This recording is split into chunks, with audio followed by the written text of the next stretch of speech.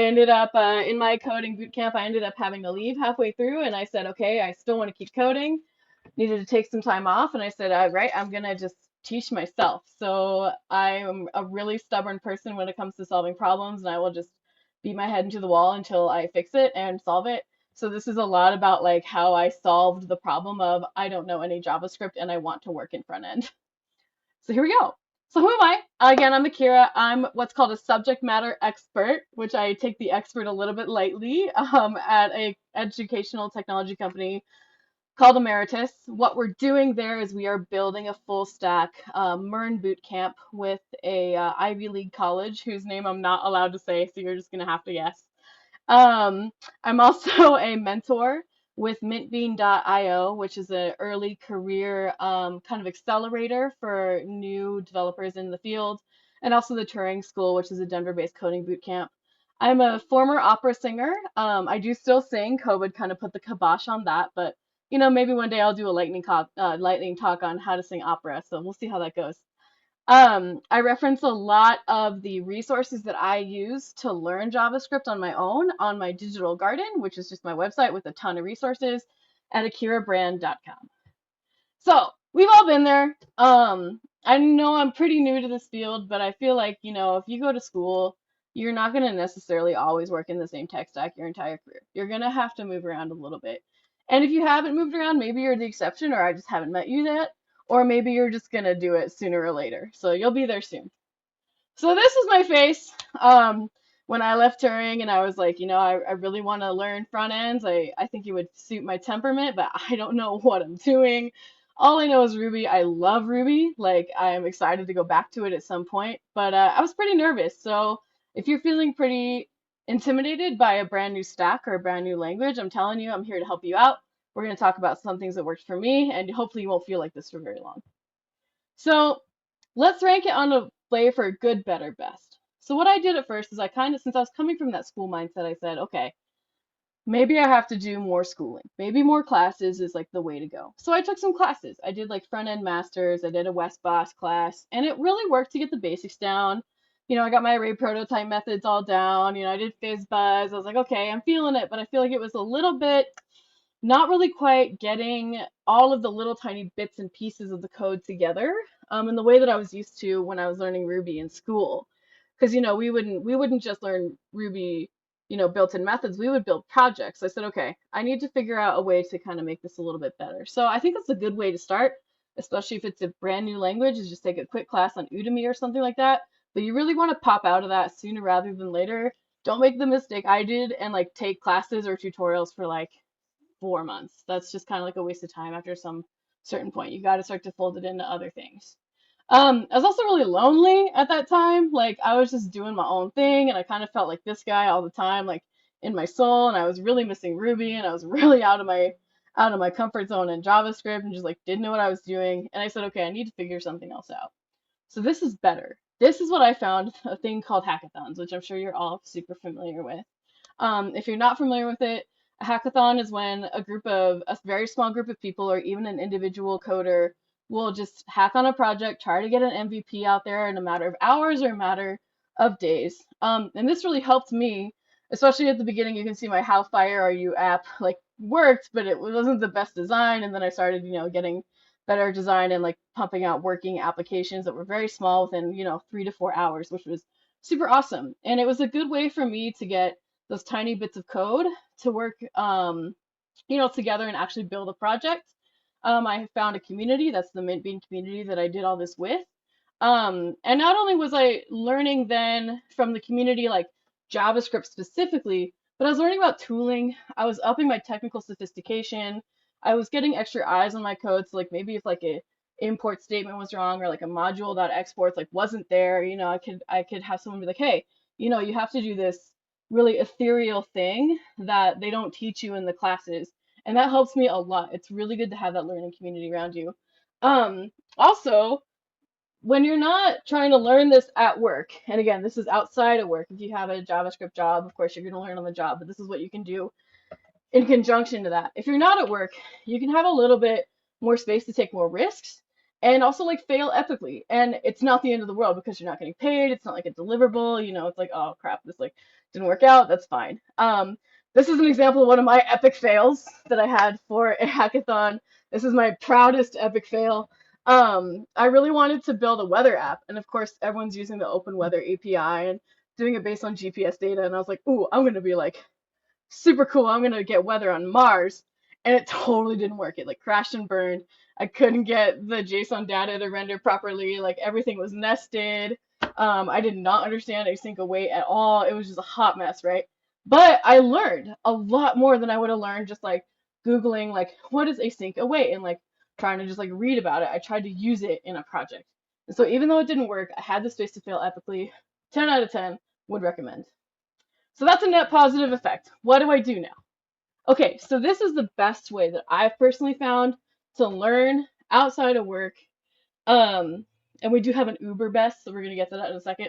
This is the best way that I found. So, um, this is volunteering, and some people they do this with like open source. But I didn't necessarily do it with open source. I did it with a project of what's called tripsitters.org, which is an education platform built around psilocybin, also known as magic mushrooms. Just given like all of the different like ballots that are out there and the different legalization and decriminalization. I didn't know a lot about the actual substance before I got involved with this project, but I care a lot about mental health and I care a lot about like treatment resistant mental health and I care a lot about like medical stuff in general. So I was like, okay, like I want to help this out and they needed a web developer and a UX designer. So this is great because you care. With hackathons, like if the project doesn't really speak to you, you maybe won't finish it. And learning on your own in a class, like it can be really dry and really boring. But if you're volunteering about something you really care about, you're gonna push through, which is fantastic. You can find out latent skill sets. I found out that I'm like pretty good at leadership. I mean, I kind of knew that, but I didn't really have like the chance to exercise it. But they put me in charge of the tech team, even though I like didn't know what I was doing. And we like have a working website, so that something must have worked along the way, which I'm really grateful for. And also your work is in the real world. So, like I can show the Trip Sitters website like at jobs now and be like, yeah, this is something I participated in. I did like all their UX research for them. Did a little bit of the design work. I ended up not doing the development work, but that's okay because I learned a lot more about UX and about working on a team and those really important skill sets. And to that last point, you get to work with incredible professionals. There was a fantastic developer and an amazing designer, and I learned a lot just from like sitting with them and just like listening to them talk to each other. Which if you're in isolation or you're looking for a job or maybe you're in your first job and you're in over your head, it's really nice to just have the pressure off and be like, okay, I'm just gonna learn and just like get that kind of osmosis knowledge. So this is the Uber best that I was referencing earlier.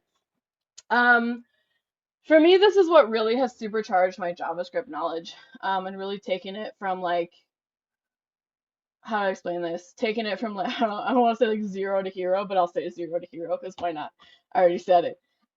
So mentoring really for me is what does it. Of course it mimics that real world like team environment. You're working with a mentee. Um, you're trying to get them from 0 to 60 in a very short period of time, depending on like what they're working on.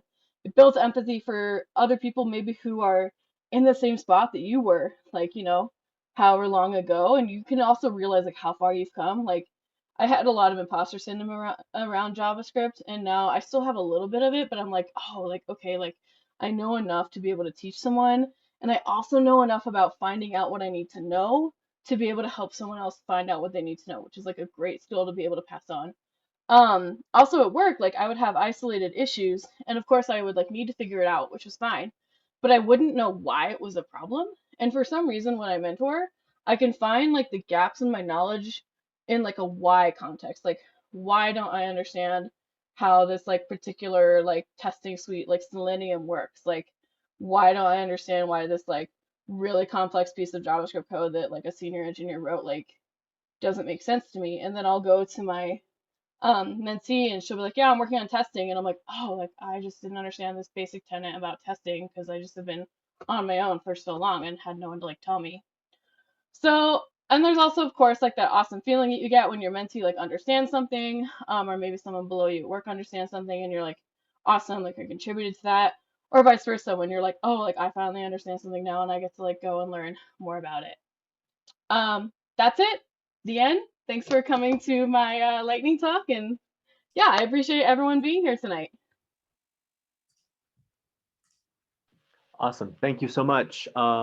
This is the time when we ask if anyone has questions.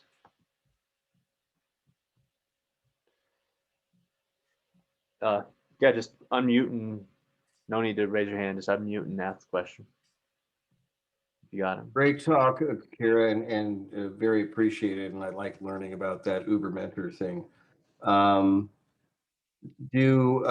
so, did you ever go back and try to make the Weather on Mars app work again and get your No. JSON straightened out? And if you would answer in the style of your favorite opera. Oh man. No, I did not go back yet, but I should. I realize that. Nice. Okay,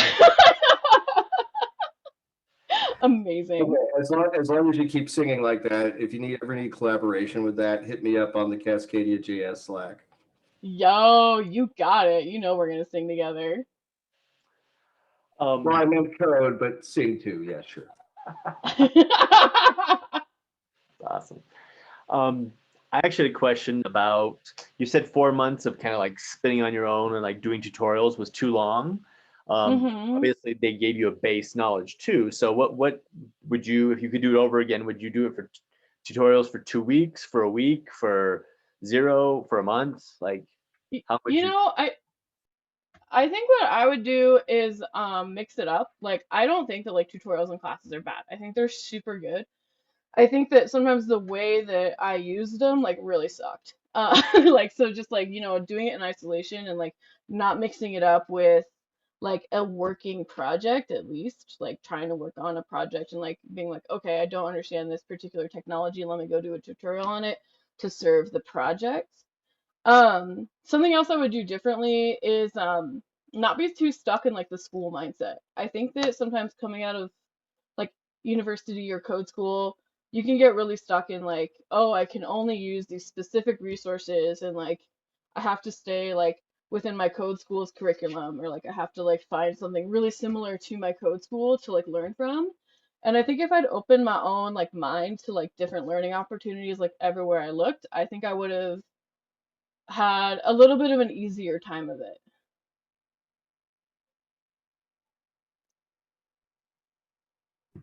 Great presentation, Akira.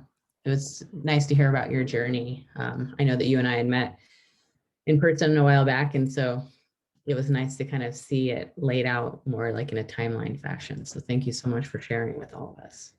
Yeah, you're welcome. I think it's always good to like introduce yourself to a new location with like a quick like here's what I am and here's what I can share right now.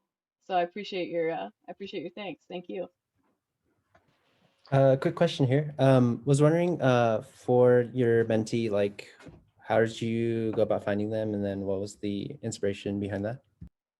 Yeah, so my whole singing career I taught a lot. And when I would teach like really complex concepts to students that have to do with like opera and classical, which is like a pretty extreme field, and have them get it. Like first off, I really enjoyed that process. Um, and I just personally get a lot out of it. And I also would find out things that I didn't know through teaching. So since I had that background, like I was like, cool, like I'm sure I could probably apply this to tech as well. And I'd heard on the wind that, teaching is a great way to learn. I found my mentees through Turing School because they just put a call out for mentors and they just really wanted people to come mentor.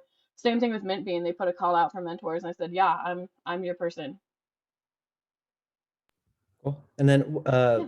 one last question. What does the relationship typically look like? Like, how often do you talk? Stuff like that. Yeah, sure. I think it depends on the organization. That's a great question. With Turing, my mentee and I meet once a week for like an hour. But some mentees need a little more time, like maybe like 3 to 6 hours. It just kind of depends on like their needs and where they're at in their own like coding journey. For the Mint Bean mentor and mentee relationships, I mentor like a hackathon at a time, and the hackathons are each a week long. So then I will meet with my mentees 3 times a week for an hour, and it's just like whoever shows up to that Zoom meeting shows up. So yeah, I mean, like I know there's lots of code schools that need mentors. And also early career accelerators would be like thrilled to hear from a potential mentor if that's something you're interested in. Cool. Well, thank you so much, Akira. Let's everyone take 5 minutes and just kind of, we've been on Zoom for an hour, and let's take 5 minutes and meet back at 7:05, and then we'll hear from Brooke.